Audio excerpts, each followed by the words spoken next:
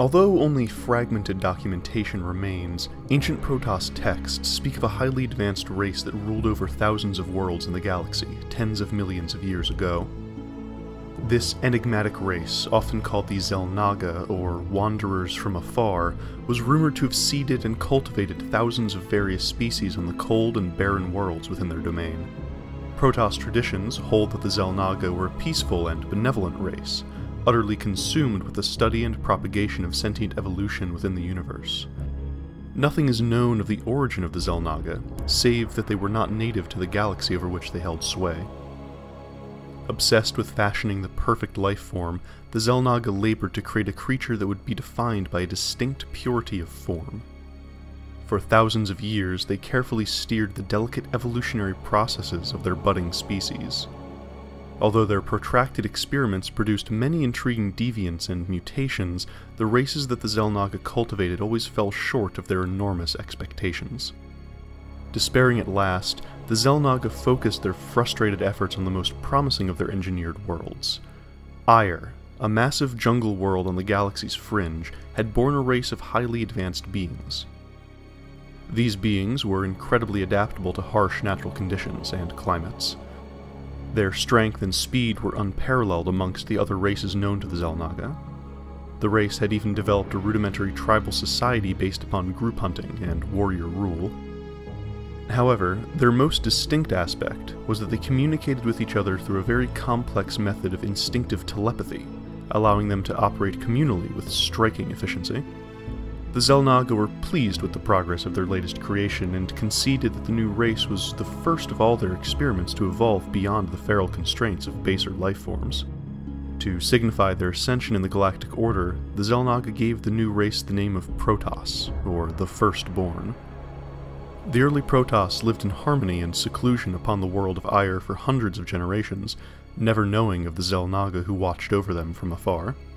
Although the Protoss were the most advanced species to arise, the Xel'Naga were still unsatisfied with their slow progress, and saw fit to drive the Protoss' evolution even further. The Xel'Naga spent yet another millennium subtly guiding the steps of their children, eventually succeeding in leading the Protoss to the state of total sentience and awareness. The Firstborn gradually became highly intellectual and introspective, achieving great heights in not only their cultural advancements, but personal individualistic advancements as well. Exhilarated by their seeming success, the Xel'Naga finally made themselves known to the Protoss, never suspecting the chaos that was to come.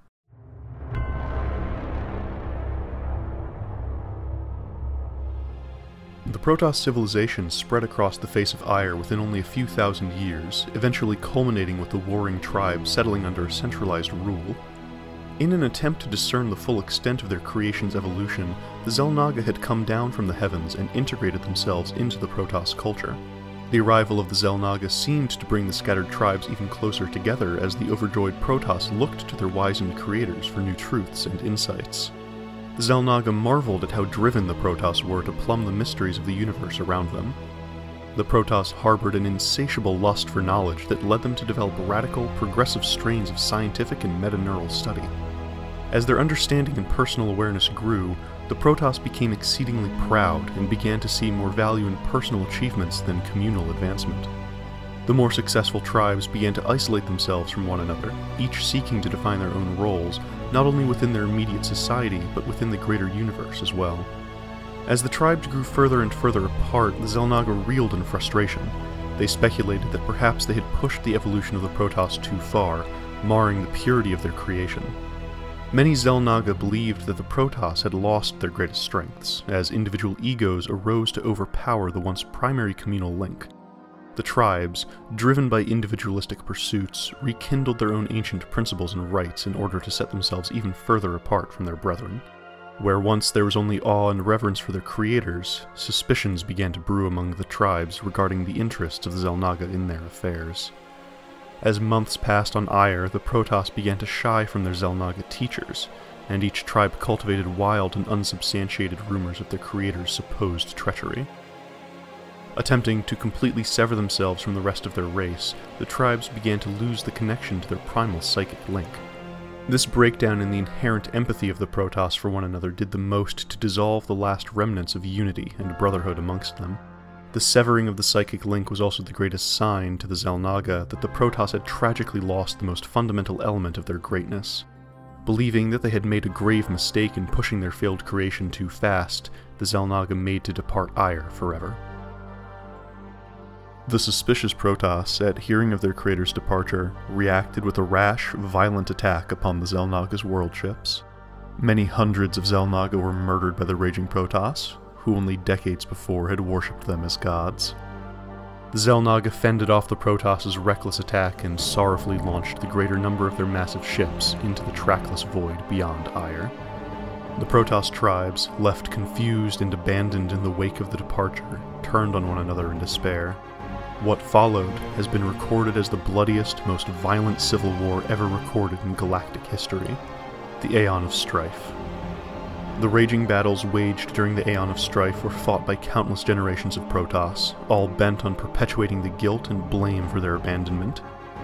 Although few actual records remain from this lost period of Protoss history, it is clear that the Firstborn devolved into frantic legions of merciless killers.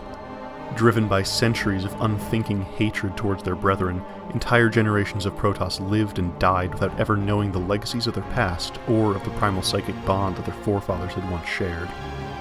It is legend that even the greater landmasses of Aiur were devastated by the epic struggle between the maddened tribes. It seemed that the whole of the once glorious Protoss culture was precariously poised upon the precipice of total annihilation.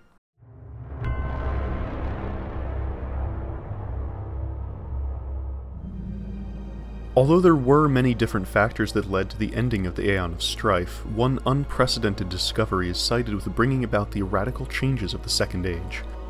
As the ancient vicious blood feuds continued to take their toll upon yet another generation of Protoss warriors, one eccentric mystic stumbled upon a pivotal insight. The mystic, whose true name has been forgotten in the annals of history, was eventually named Khas, or He Who Brings Order. Khas, having studied the archaic forbidden teachings of the Xel'Naga, unearthed ancient monolithic artifacts known as the Kadarin crystals. The crystals, left behind by the Xel'Naga, were fundamental in facilitating their protogenetic experiments. Khas was able to channel the primal energies of the crystals through himself, allowing him to access the primordial psychic bond of his race. For the first time in thousands of years, the primal chord of the Protoss was tapped.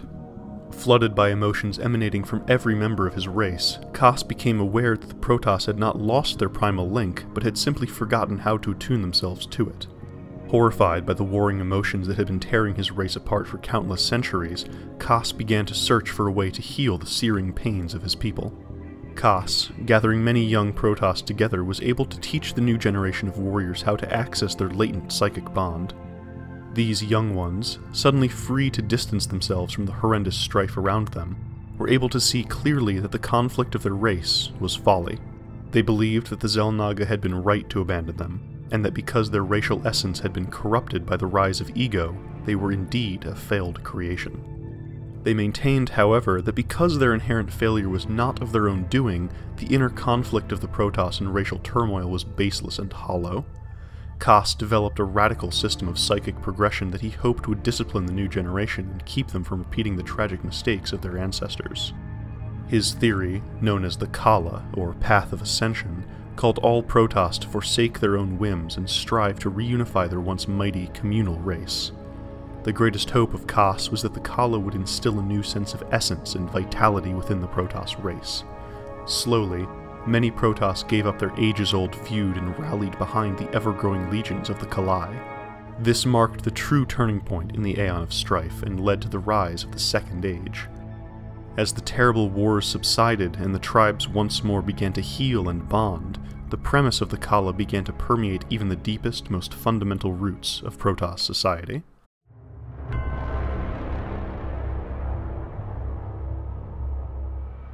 The Khala, primarily meant to define a rigid system of behavior, also called for a shift from tribal society to a caste system. All members of the Protoss tribes were split into 3 new castes: the Judicators, the Khala, and the Templar. This shift worked to remove the last remnants of the old hostilities between the tribes and strengthen the resolve of the Protoss to embrace a new beginning. The Judicator caste was comprised of Protoss elders and statesmen, with its main responsibility being the governing of the Protoss under the dictates of the Khala's law. The Judicator Assembly was ruled over by a small group of elders known as the Conclave. The second caste, known as the Khala, comprised the greater bulk of Protoss society. The Khala caste represented the driving industrialists, scientists, and workers who continued to rebuild their homelands after the harsh conflicts of the Aeon of Strife. The third caste, called the Templar, were the holy warriors and defenders of Aiur who followed the Khala's disciplines to achieve ever-escalating pinnacles of psionic power.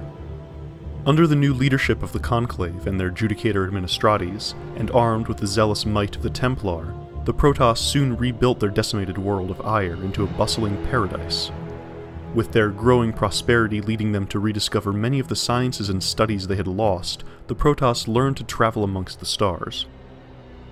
Over the course of only a few hundred years, the Protoss conquered hundreds of worlds within their corner of the galaxy, and spread the fruits of their great civilization to many of the more advanced races that they encountered.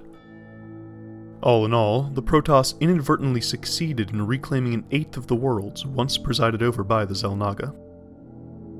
In keeping with the strict codes of the Khala, the Protoss took upon themselves the burden of the Dae'Uhl, or Great Stewardship. Following the ancient traditions of the Xel'Naga, the Dae'Uhl called for the Protoss to protect and safeguard the lesser races that lived under their shadow. Unlike their predecessors, however, the Protoss refused to manipulate or interfere in the evolutionary processes of the lesser races under their protection. Ever vigilant against xenomorphic threats, the Protoss kept a close watch over their unsuspecting wards. But, much like the Xel'Naga many millennia before, the Protoss kept their presence hidden from the lesser races in their care. Many hundreds of species grew and thrived on the various worlds within their space, never knowing that they were secretly guarded from on high.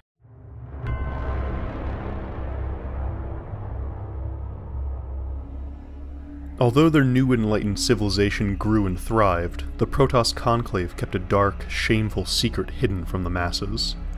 There were few dissident tribes who refused to embrace the Khala, believing that their individual identities would be erased to further promote the Judicator rule. The rogue tribes were not hostile or militant, but they believed that the Conclave's communal agenda would be the eventual doom of their race.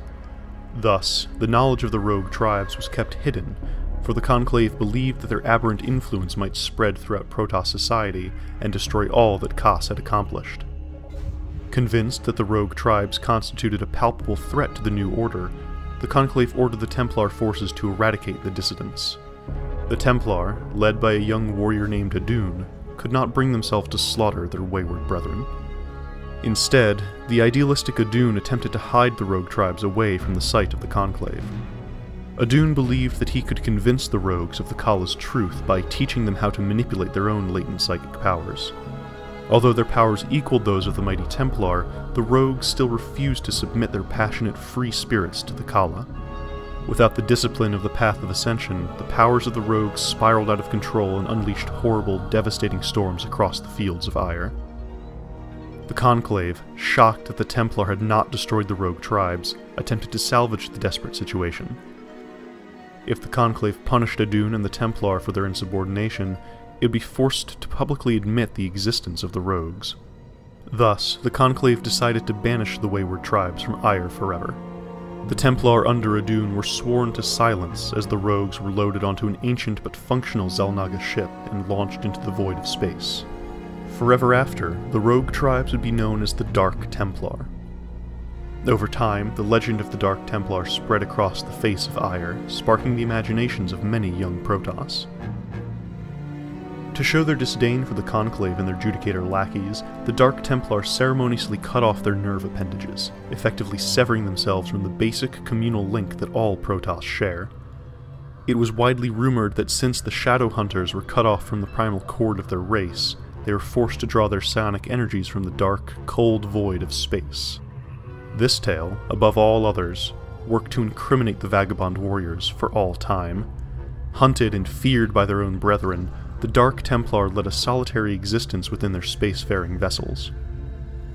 Traveling throughout the cold void of space, they never abandoned their love for Aiur, and thus worked to safeguard their long-lost homeworld in any way they secretly could.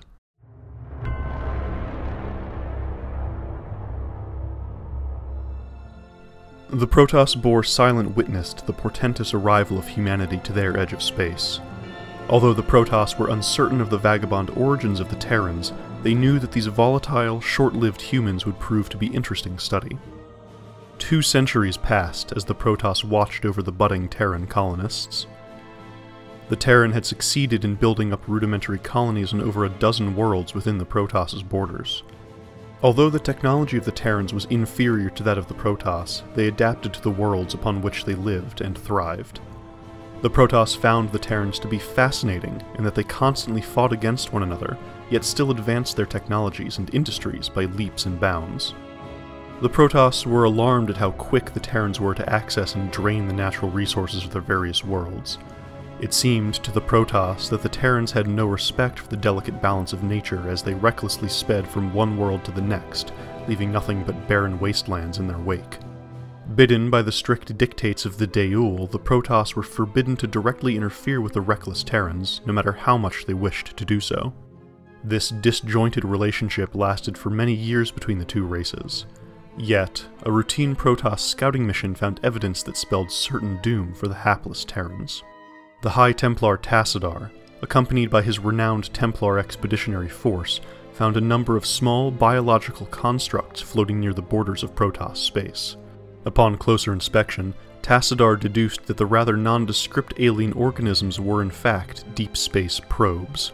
Although Tassadar could not discern their point of origin, it was clear that they were heading towards the Koprulu sector of Terran colonies. Tassadar brought the living probes back to Aiur for immediate study. The strange aliens were unlike anything that the Protoss had ever seen before. The respective physiologies of the probes were apparently engineered for deep space travel and reconnaissance. In an attempt to discern their primary quarry, the Protoss focused the energies of the Kadaran crystals through the tiny minds of the probes. The Protoss were shocked to discover that the alien probes responded quickly and naturally to the powerful energies of the crystals. Their shock was garnered from the fact that only creatures born of the Xel'Naga's protogenetics could properly process the energy of the great crystals. More alarming was the vague thought stream that kept repeating over and over through the tiny brains of the probes. Find humanity. Eradicate. Learn. Evolve. The Protoss speculated that the probes were the harbingers of a bold new threat to their section of the galaxy. If the creatures were engineered with Xel'Naga technologies, they would be very advanced and extremely powerful. It seemed clear to the Protoss that this new race constituted a palpable danger to all living beings, and that wherever the greater bulk of the race was, it must still be searching for the unsuspecting Terran colonists. The Protoss began to send out advanced scouts to scour the surrounding spaceways for any sign of the alien invaders. Tassadar claimed that under the dictates of the Dae'Uhl, it was the chosen responsibility of the Protoss to protect the races under their watch. The Conclave, however, argued that if the worthless race of Terrans had already been infested by some new threat, they must be put to the flame and eradicated. A great debate began between the Judicators and the Templar as to how they should involve themselves in the Terrans' imminent plight. The one fact that both castes agreed upon was that the creatures were undeniably engineered through Xel'Naga sciences, and if they were indeed created by the Ancient Ones, the Protoss had best be on their guard. It was agreed to send Tassadar and his expeditionary force to monitor the Terran worlds and attempt to discern the severity of the impending danger. To this end, Tassadar led his command ship, the Gantrathor, and an escort of massive Protoss warships towards the Terran sector of Koprulu.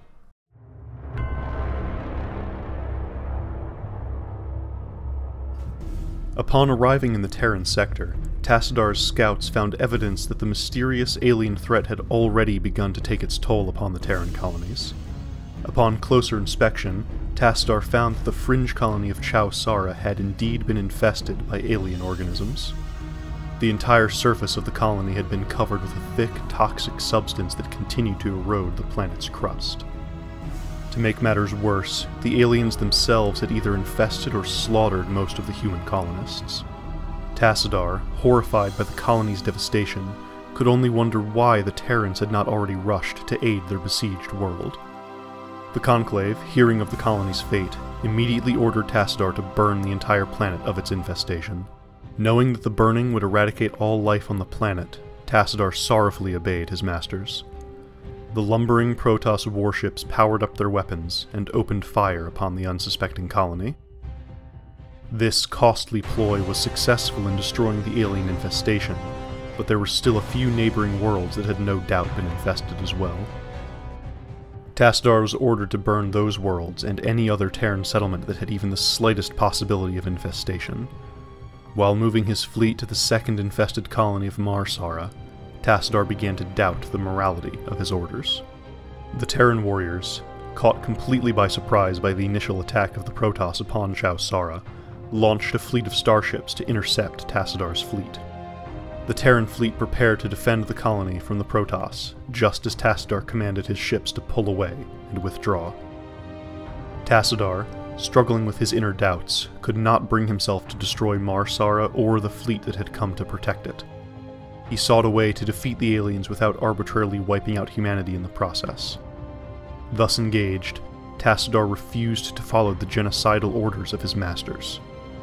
Remaining with his fleet, far outside the range of Terran sensors, Tassadar waited and watched as the alien presence continued to encroach across the Terran wastelands.